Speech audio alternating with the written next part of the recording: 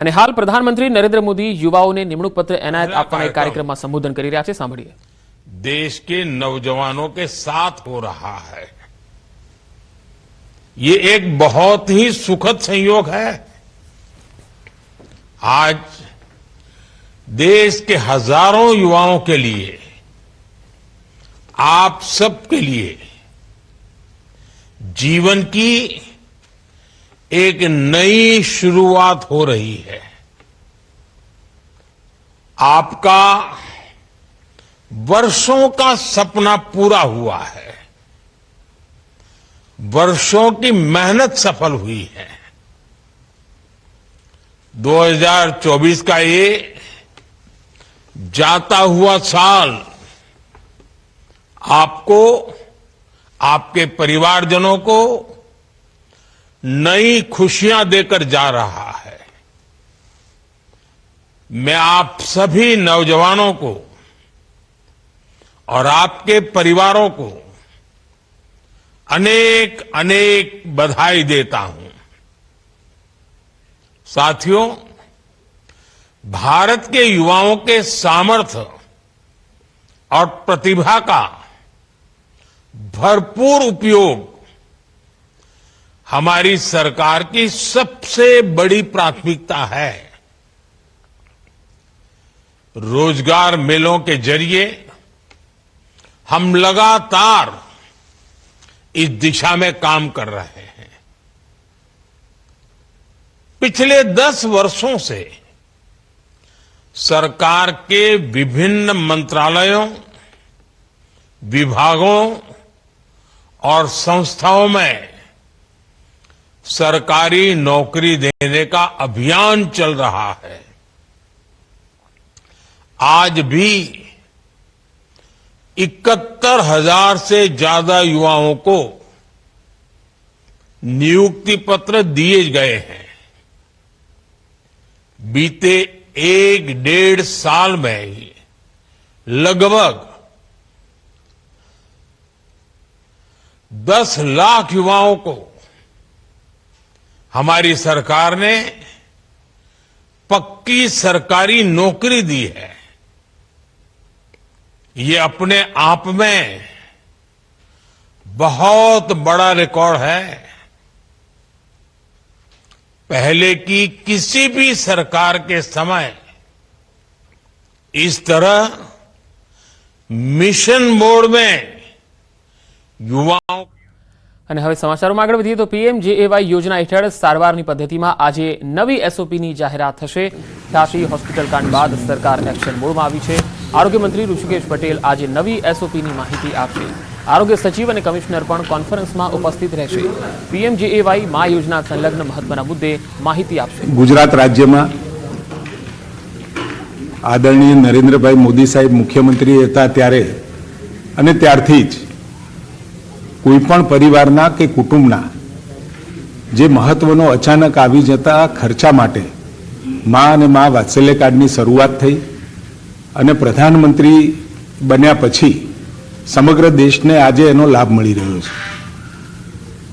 રાજ્ય સરકાર અને કેન્દ્ર સરકાર બંને આ યોજના માટે ખૂબ જ ચિંતિત અને છેલ્લામાં છેલ્લા વ્યક્તિ સુધી એને કોઈપણ આરોગ્યનો ખર્ચો ન કરવો પડે એના માટેની ચિંતા કરી છે। રાજ્યનો કોઈ પણ ગરીબ દર્દી કે મધ્યમ વર્ગનો દર્દી એના માટેની જે ચિંતા થઈ અને એના પરિણામે આઉટ ઓફ પોકેટ જે એક્સપેન્સ થતો હતો એમાં ખૂબ ધરખમ ઘટાડો આવ્યો છે। હજારો કરોડો રૂપિયા જે સારવાર પાછળ વ્યક્તિઓ વાપરતા, પરિવારો વાપરતા, એમાં ખૂબ મોટો ઘટાડો થયો છે। યોજના હેઠળ ડે કેર, સેકન્ડરી અને ટર્શનરી બીમારીઓ માટે નિયત કરેલી સારવારો આપણે આપીએ છીએ। કેન્સર, ઘૂંટણ, થાપાના રિપ્લેસમેન્ટ, હૃદય, કિડની, લીવર, ગર્ભાશય ટ્રાન્સપ્લાન્ટેશનની સાથે કોક્લિયર ઇમ્પ્લાન્ટ જેવી જટિલ પ્રકારની સારવાર આપણે આ યોજના હેઠળ આપીએ છીએ। ચિરંજીવી યોજના અને બાલ સખા યોજનાનો લાભો પણ પીએમજેવાય માં આપણે સમાવિષ્ટ કર્યો છે। આમ સમગ્રતયા ગુજરાતની અંદર ખૂબ સારી રીતે આ યોજનાનો લાભ આપણે આપી રહ્યા છીએ। અત્યાર સુધીમાં 97 લાખ કુટુંબને 2 1,65,00,000 લાભાર્થીઓ આમાં આપણે જોડ્યા છે અને 900થી વધારે ખાનગી અને 1,500થી વધુ સરકારી હોસ્પિટલનો આપણે એમાં સમાવેશ કર્યો છે. ઉક્ત ખાનગી હોસ્પિટલો દ્વારા યોજનાની ગાઈડલાઈનનો ભંગ થતો અને ગુનાહિત હેતુ સાથે થતી સારવાર સંબંધિત ફરિયાદોના કારણે 2024માં અત્યાર સુધીમાં કુલ 10થી વધુ હોસ્પિટલ આપણે ગેરરીતિ માટે સસ્પેન્ડ કરી છે, ડીએમ પેનલ કરી છે અને પેનલ્ટીની કાર્યવાહી કરી છે. અમુક કિસ્સાઓમાં તો ડૉક્ટરોને પણ યોજનામાંથી કાયમી ધોરણે દૂર કર્યા. મેડિકલ કાઉન્સિલ દ્વારા પણ એના જરૂરી પગલાં લેવામાં આવ્યા છે. આ બધા જે ફરિયાદો મળી, યોજના સરસ અને એનો લાભ પણ લોકોને સરસ રીતે મળી રહ્યો હતો, પરંતુ આખી યોજનાની અંદર ક્યાંક એનો લાભ લેવા માટે અમુક લોકોએ, અમુક લેભાગુ તત્વોએ એ યોજનામાં ક્યાંક લેકિંગ અથવા તો લેપ્સ, અને જો લેપ્સ ન હોય તો પણ લેપ્સ ઊભા કરી અને જે પ્રકારે ફાયદો લેવાની કોશિશ કરી છે, એના કારણે અત્યારે આપણે જે મહત્વની 4 પ્રકારની જે ટ્રીટમેન્ટ છે, પીએમજેવાય હેઠળ જે સારવારો આપણે આપીએ છીએ, લગભગ 2600 ઉપરની ટોટલ પ્રોસિજર છે. એમાં જે મહત્વની સારવાર અને સૌથી મોટો ખર્ચો જે સારવારોમાં મળે છે, એ 4 સારવારો માટેની આપણે એસઓપી નક્કી કરી છે. આપણે કાર્ડિયોલોજીની સેવાઓમાં ટેકનિકલ બાબતોને ધ્યાને લઈ સ્પેશિયાલિટીમાં સુધારા કરવા જરૂરી જણાયા. એના લઈ અને તાત્કાલિક આપણે કાર્ડિયોલોજીમાં તો સેવાઓની માર્ગદર્શિકાઓમાં આપણે સુધારો કર્યો હતો. દર્દીના હિતમાં શ્રેષ્ઠ નિર્ણય લઈ શકાય તે માટે કાર્ડિયોલોજીની સેવામાં કાર્ડિયોલોજિસ્ટ અને કાર્ડિયોથોરેસિક સર્જન સાથે ફૂલ ટાઈમ કામ કરતા હોય તેવા સેન્ટરોને જ કાર્ડિયોલોજીના કન્સલ્ટન્ટ માટે માન્યતા પ્રાપ્ત ગણવાનો નિર્ણય લીધો છે, જેથી લાભાર્થીના હિતમાં સંયુક્ત રીતે શ્રેષ્ઠ નિર્ણય લઈ શકાય. આ ઉપરાંત હોસ્પિટલો અને ફૂલ ટાઈમ કાર્ડિયાક એનેસ્થેટિક અને ફિઝિયોથેરાપિસ્ટ આ રાખવા પણ આપણે આવશ્યક કર્યા છે. ખાસ કિસ્સામાં ઇમરજન્સી સારવાર જ્યાં અતિશય આવશ્યક હોય એવા સંજોગોમાં કાર્ડિયોલોજી સેવાઓ આપતા સેન્ટર એન્જિયોપ્લાસ્ટી કરી શકશે અને એની સીડી પણ એ પાછળથી અપલોડ કરી શકે. હોસ્પિટલો એન્જિયોગ્રાફી તેમજ એન્જિયોપ્લાસ્ટી સીડી વિડીયોગ્રાફી પ્રી ઓથના સમયે અપલોડ કરવાની એમના માટે ફરજિયાત બનાવવામાં આવી છે. ઇમરજન્સી કેસમાં સદર સીડી વિડીયોગ્રાફી સારવાર બાદ અપલોડ કરવાની રહેશે. આમ કાર્ડિયોલોજીમાં પણ ખૂબ સારા એવા સુધારા તાત્કાલિક આપણે કર્યા હતા અને હવે એ સુધારાઓ અમલમાં આવ્યા પછી ક્યાંય નાની મોટી કોઈને લેકિંગ અથવા તો લેપ્સનો ફાયદો લેવાની જે તકો મળતી હતી એ તકો બંધ થશે. કેન્સરની સારવારમાં પણ નિષ્ણાત તબીબોના સૂચન બાદ અને આ જે બધી એસઓપી બનાવી એમાં ખાનગી ક્ષેત્રે કામ કરતા તબીબો જે લોકોએ પીએમજેવાયમાં પણ એમ્પેનલ્ડ નથી, બીજા તબીબો જે પીએમજેવાયમાં એમ્પેનલ્ડ તબીબો છે અને સાથે આપણા સરકારી વિભાગના પણ તજજ્ઞો સાથે ચર્ચા વિચારણા કર્યા પછી પ્રજાના હિતમાં, પ્રજાને પણ કોઈ પણ પ્રકારની મુશ્કેલી ના પડે એની પણ ચિંતા આ તમામમાં આપણે કરી છે. કેન્સરની સારવારમાં ટ્યુમર બોર્ડ તરીકે નિર્ણય લઈ ટીબીસી એટલે કે ટ્યુમર બોર્ડ સર્ટિફિકેટ દર્દીનો ટ્રીટમેન્ટ પ્લાન નક્કી કરશે અને ટીબીસી અપલોડ કરવાનું ફરજિયાત રહેશે. દર્દીને કેન્સરની યોગ્યતમ સારવાર મળી રહે તે માટે આઈજીઆરટી ઇમેજ ગાઇડેડ રેડિયેશન થેરાપીમાં CBCT common beam computed topography system image KV કિલોવોટમાં જ લેવાનું ફરજિયાત કરવામાં આવ્યું છે. વધુમાં આ થેરાપી કયા કયા ટ્યુમરમાં કરી શકશે તેની પણ વિગતવાર ગાઈડલાઈન આપણે બનાવી છે. કેન્સરની ટ્રીટમેન્ટ માટે રેડિયેશન થેરાપીમાં યોગ્ય સારવાર પેકેજીસ પસંદગીની સુગમતા રહે તે માટે રેડિયેશન પેકેજીસમાં પણ જરૂરી સુધારા કરવામાં આવ્યા છે. મહિલાઓમાં જોવા મળતા કેન્સર જેવા કે ગર્ભાશયના મુખનું કેન્સર, યોનિ માર્ગનું કેન્સર કે અન્ય કેન્સર જ્યાં બ્રેકી થેરાપીની જરૂર હોય તેવા કિસ્સાઓમાં જે હોસ્પિટલ પાસે બ્રેકી થેરાપીની સગવડ છે ત્યાં જ પીએમજેવાય અંતર્ગત સારવાર આપવાની રહેશે. બ્રેકી થેરાપી માટે હોસ્પિટલ ટાઈઅપ ચલાવવામાં આવશે નહીં. રેડિયોથેરાપી મશીન માટે નક્કી થયેલા ક્વોલિટી કંટ્રોલના માપદંડનું પાલન કરી હોસ્પિટલે એનો રેકોર્ડ નિભાવવાનો રહેશે. નિયોનેટલ કેરમાં પણ આપણને જે ફરિયાદો મળતી હતી અને એના કારણે એમાં પણ આપણે કેટલાક ચેન્જીસ કર્યા છે. NICU, SNCU માં પણ બાળકોને ગુણવત્તાસભર સારવાર સુનિશ્ચિત કરવા માટે હોસ્પિટલે ફરજિયાતપણે માતાઓની પ્રાઇવસી સચવાય તે ધ્યાને લઈ CCTV ઇન્સ્ટોલેશન કરવાનું રહેશે. THO દ્વારા NICUની મુલાકાત લઈ રિપોર્ટ SHA ને સબમિટ કરવાનો રહેશે. ઓનલાઈન વિઝિટ મોડ્યુલ પોર્ટલ ટૂંક સમયમાં કાર્યરત થશે, જેથી દરેક વિઝિટને અસરકારક રીતે મોનિટર કરવામાં આવશે. બાળકોને રાઉન્ડ ધ ક્લોક સારવાર મળી રહે તે માટે નિયોનેટલ સ્પેશિયાલિટીમાં એમ્પેનલ્ડ માટે ફૂલ ટાઈમ પીડિયાટ્રિશિયન આપણે ફરજિયાત કર્યો છે. પીડિયાટ્રિક હોસ્પિટલ માટેની યોજનાની માર્ગદર્શિકાના ધારાધોરણ મુજબ દર્દીના બેડ પ્રમાણે નર્સિંગ સ્ટાફ પણ રાખવાના ફરજિયાત રહેશે. સાથે TKR એટલે કે જોઈન્ટ રિપ્લેસમેન્ટમાં પણ આ યોજના હેઠળ TKR, THR ઓપરેશન કરતી હોસ્પિટલોએ ઓર્થોપેડિક પોલિટ્રોમાના કેસોની પણ સારવાર આપવાની થતી હોવાથી ઓર્થિયોપ્લાસ્ટીના ઓછામાં ઓછા 30% ઓર્થોપેડિક અને પોલિટ્રોમાના કેસોને સારવાર આપવાનું ફરજિયાત કર્યું છે, જેથી ઉક્ત રેશિયોનું પાલન ના થાય તો હોસ્પિટલને એ ટકાવારી પ્રમાણે એને પેનલ્ટી કરવામાં આવશે. હોસ્પિટલ દ્વારા સળંગ 9 માસ સુધી રેશિયોનું પાલન ન થાય તો તેવા કિસ્સામાં હોસ્પિટલને ઓર્થિયોપ્લાસ્ટી સ્પેશિયાલિટીમાંથી સસ્પેન્ડ કરવામાં આવે છે. યોજના અંતર્ગત જોડાયેલા 75 હોસ્પિટલને 3.51 કરોડની TKR અંતર્ગત આપણે પેનલ્ટી કરી છે. ક્લિનિકલ એસ્ટાબ્લિશમેન્ટ એક્ટમાં પણ ગુજરાત ક્લિનિકલ એસ્ટાબ્લિશમેન્ટ એક્ટની જોગવાઈ અન્વયે પૂર્વ વ્યાખ્યાયિત સારવાર પ્રક્રિયાની વિગતવાર પૂરતી સમજણ દર્દીઓ અને તેઓના સગાને આપતી વખતે વિડીયો રેકોર્ડિંગ સાથેનું સંમતિપત્રક લેવાનું ફરજિયાત કરવામાં આવેલ છે, જેમાં નીચે મુજબની તબીબી સારવારનો સમાવેશ કર્યો છે.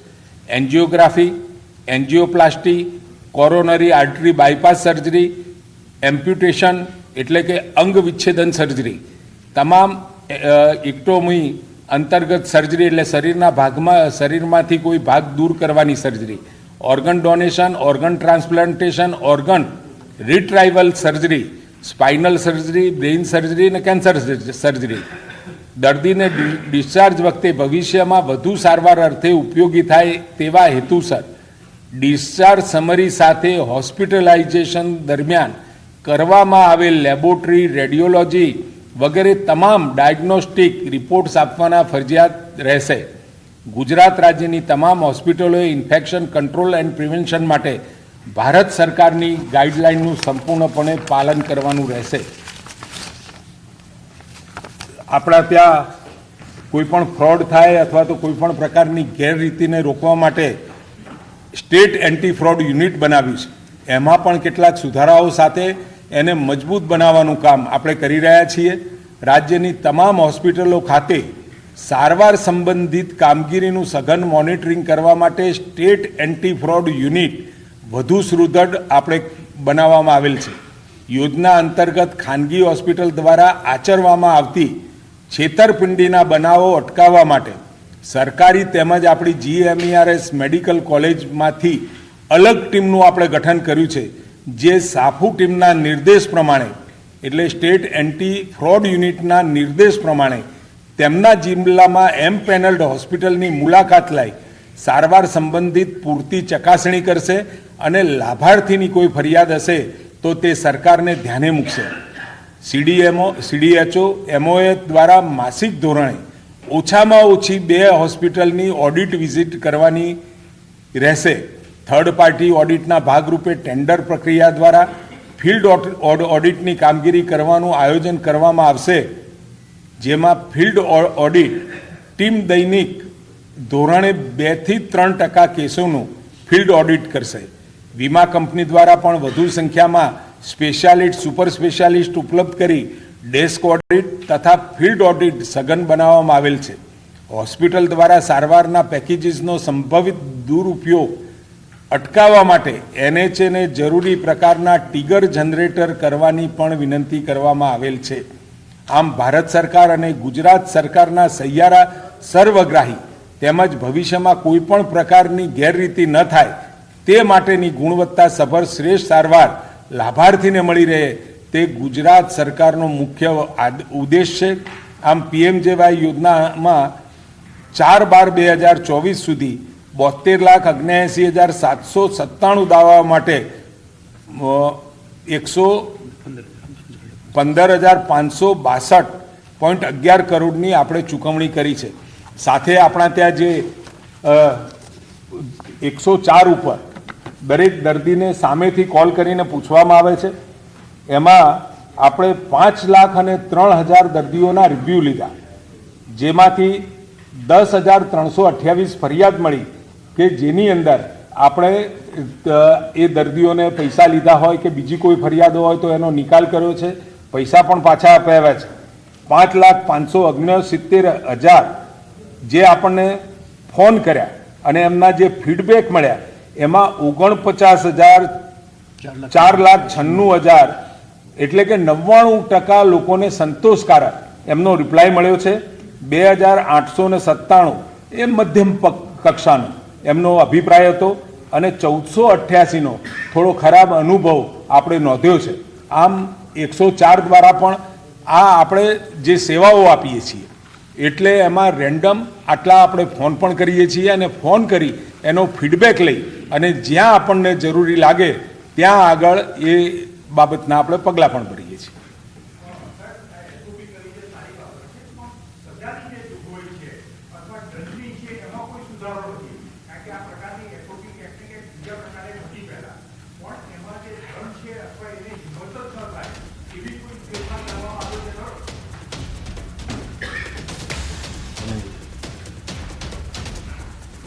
જે આપ દંડની વાત કરો છો, માનનીય મંત્રીશ્રીએ કહ્યું એ પ્રમાણે એને 14 હોસ્પિટલોને આપણે સસ્પેન્ડ કરી છે અને હું આ છેલ્લા 1 વર્ષના જ ડેટા આપું છું.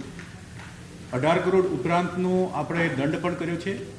આ સિવાય લગભગ 46 કરોડ રૂપિયા જેટલી આપણે કપાત કરી છે. એટલે એમણે ઓછા ધોરણની સારવાર આપી હોય અને વધારે ક્લેમ મેળવવાનો પ્રયત્ન કર્યો હોય તેવા 46 કરોડ રૂપિયા આપણે કપાત કરીને એકચ્યુઅલ જે સારવાર છે એ પ્રમાણે ચૂકવણું કર્યું છે. એટલે PMJYની અંદર હોસ્પિટલ દ્વારા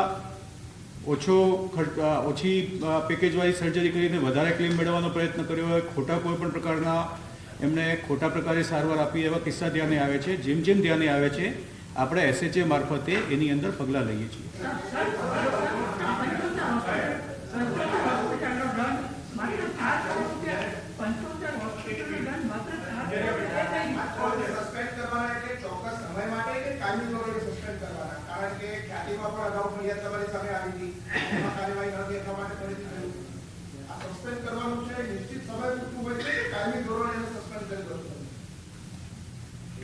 તો એમાં એવું છે કે હોસ્પિટલ દ્વારા કઈ પ્રકારનો ગુનો કરવામાં આવ્યો છે એ બાબતે જો ગંભીર પ્રકારની બાબત હોય તો એને કાયમી ધોરણે ડી-એમ્પેનલમેન્ટ આપણે કરીએ છીએ. હોસ્પિટલ જ નહીં, એના જે કામ કરતા ડૉક્ટર્સ હોય એ પણ બીજી કોઈ હોસ્પિટલ કે બીજી કોઈ સંસ્થામાં જોડાઈને પણ ક્યાંય કામ ના કરી શકે એ માટે ડૉક્ટર્સને પણ આપણે ડી-એમ્પેનલ કર્યા છે. અને જે ધારો કે પીડિયાટ્રિક હોસ્પિટલ રાજકોટની હતી અથવા ખ્યાતિ હોસ્પિટલ છે એવા કિસ્સામાં આપણે કાયમી ધોરણે હોસ્પિટલ ડી-એમ્પેનલ કરી છે. જ્યાં માની લો કે અમારા TKRનું પ્રમાણ ના જળવાતું હોય તો એને અમુક સમય માટે આપણે પેનલ્ટીના ભાગરૂપે સસ્પેન્ડ કરીએ છીએ. એટલે ગુનાના પ્રકાર ધ્યાનમાં લઈને ગુનો ધ્યાનમાં લઈ આપણે કરીએ છીએ. અને આપણે જે સાહેબે કહ્યું એ પ્રમાણે ગયા વર્ષે પોલિસી 8 હતી એટલે જુલાઈથી જુલાઈ દરમિયાનનું જે એક વર્ષ હતું એમાં જ આપણે માનો કે 41 કરોડના કેસો એટલા કેસો આપણે રિજેક્ટ કર્યા. હોસ્પિટલે જે ક્લેમ મૂક્યા હોય આપણને સંતોષકારક ના લાગે તો એટલા રિજેક્ટ કર્યા અને 121 કરોડની આપણે એના ક્લેમમાંથી કપાત કરી. એટલે કુલ 162 કરોડ રૂપિયા આપણે આપણું સતત આ જે ક્લેમ પ્રોસેસિંગ હોય એમાં પણ આ ચાલતું જ હોય છે કે કોઈ હોસ્પિટલ ક્લેમ મૂકે તો એ બરાબર છે કે કેમ એની જગ્યા પણ ચાલુ જ હોય છે.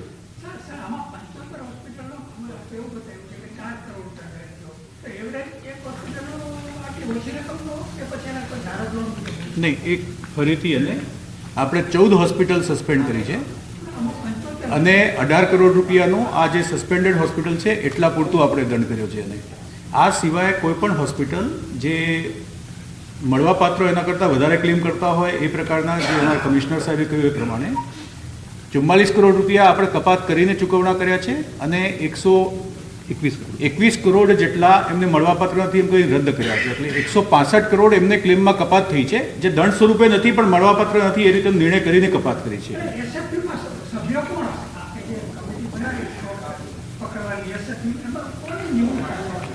સાપુની વાત છે. નહીં, સાફુ જે છે એ કારણ કે સમજો આ ટેકનિકલ વિષય છે, આમાં ડૉક્ટર્સ હોય, સ્પેશિયાલિસ્ટ હોય, એ લોકો કોઈ પણ વસ્તુ ગેરરીતે થઈ, કારણ કે મેડિકલ સબ્જેક્ટ છે, એટલે જે ડૉક્ટર્સ હોય અને સ્પેશિયાલિસ્ટ હોય એ આ લગતી વસ્તુ એને ચકાસી શકે, એનો અભિપ્રાય આપી શકે.